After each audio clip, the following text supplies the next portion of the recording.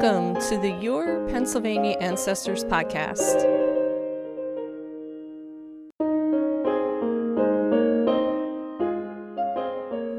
This is Denise Allen, and we have another special episode of Ancestor Stories. This is part 2 of our 3-part series to help us reconnect with the stories of our ancestors and see what it can teach us on how to handle the times we're living in now.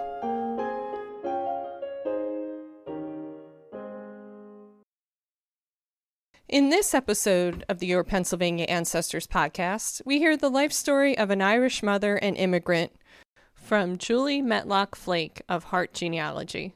She's a genealogist who offers research services in the Southeast United States and Ireland.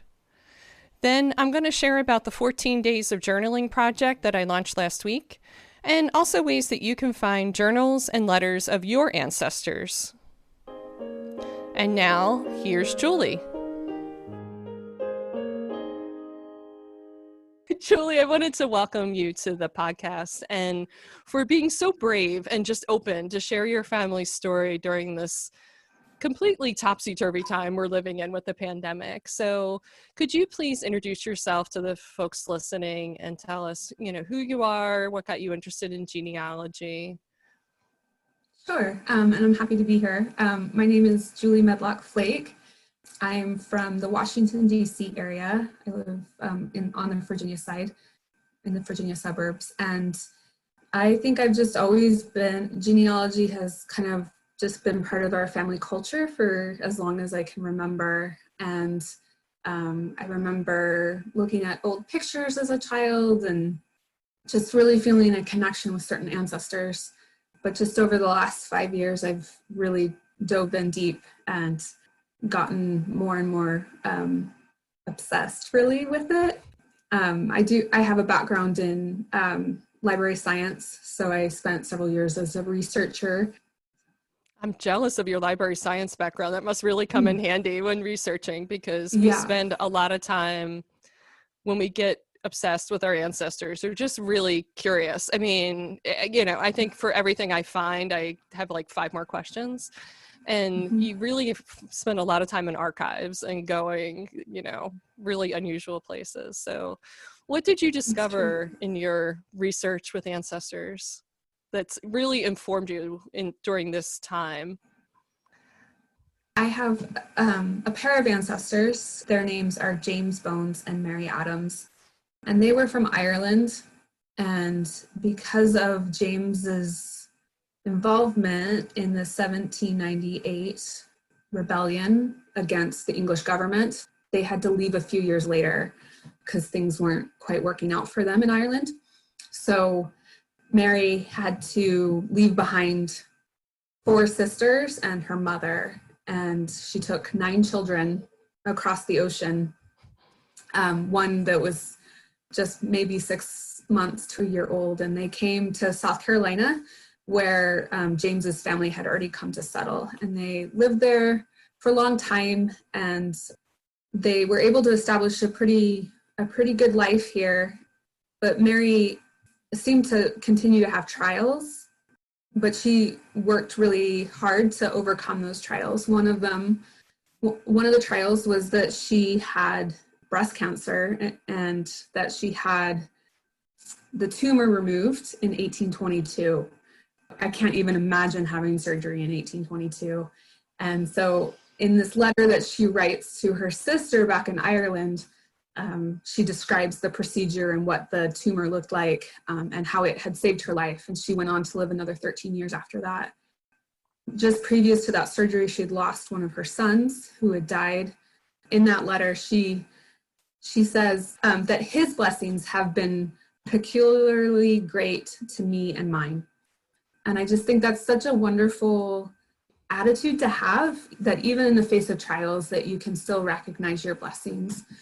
Mary went on to lose 4 more sons before she died in 1835. And so it was just kind of some incredible trials that helped me to understand that it's okay that things are hard, that it's okay that we don't have all the answers or how we're going to get through this moment, but that we can get through, and that we can have hope, and that people do hard things all the time, and we can too. When you think about Mary, what advice do you think she'd give, if she could give advice to everybody in the world, just kind of tell us all, give us some perspective, what do you think she'd say? I think she would say to look for hope, look for a place where you can find hope, to look for things to be grateful for, that hard times can bring blessings, and to build relationships with your loved ones, no matter where or how you do it. I'm so struck by the letters that were passed between her and her sisters, and you can feel the love that the family has for one another through a lot of the documents that I've been able to unearth. Just that those connections are so important. So if people wanted to get in touch with you to share that story, or how could they get in touch with you? I blog at heartgenealogy.com, and I also am happy to do research for other people as well. So my services and stuff are there as well. So Julie, thank you so much for sharing that story, and thank you for being on the podcast. It was just perfect. Thank you. All right. Thanks for having me.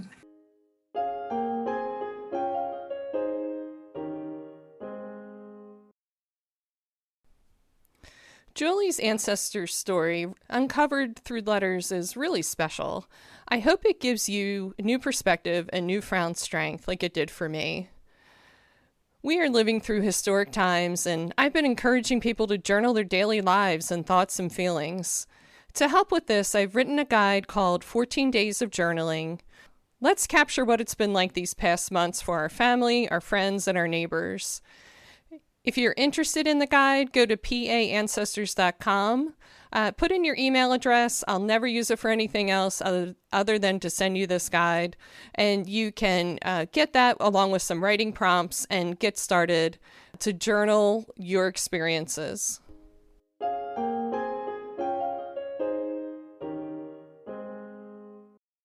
Now, how can you find letters and journals written by your ancestors? Are they in an archive somewhere? Well, you just never know, but here's some tips. Now, many archives in Pennsylvania are closed through June, but you can plan now and do the work necessary so that when they open, you'll be ready to go for research. What I'm going to explain is the abbreviated version of how to do this research. If you want a full explanation and a lot of the context for how an archive is organized, I recommend listening to episode 12 in season 1 of this podcast. Holly Mengel of Pascal teaches us how to use finding aids and go through archive catalogs, and she does such a great job at it. It's worth listening to the whole episode. The shorter version is that if you are like me and don't have anyone famous or rich in your family tree, you're going to want to make sure to know the names of all the people in your ancestors' family, and this includes sisters, cousins, nieces, nephews, in-laws, and who everyone's associates and neighbors are in their communities. Now, this is a lot of work to do this and really get all those names down, but chances are one of them or several of them would have kept a journal, written some letters, maybe had a diary, and those might have been archived either locally or in the next largest city in Pennsylvania. This step is a lot of work, but it can help you in a lot of your research in your family's past, particularly if you're stuck, or, of course, if you want to go deeper into your ancestors' lives. You're going to use those names you've collected and go through the finding aids at archives to see what exactly might be there in terms of personal papers from any of those individuals. A lot of things have been passed down and preserved, and a finding aid is going to catalog materials by people, places, and time period. So you're going to know if you have the right people you're looking for as you look at that finding aid. If you find something you think could be related to your ancestor, you want to make sure to contact the archives on how to access it.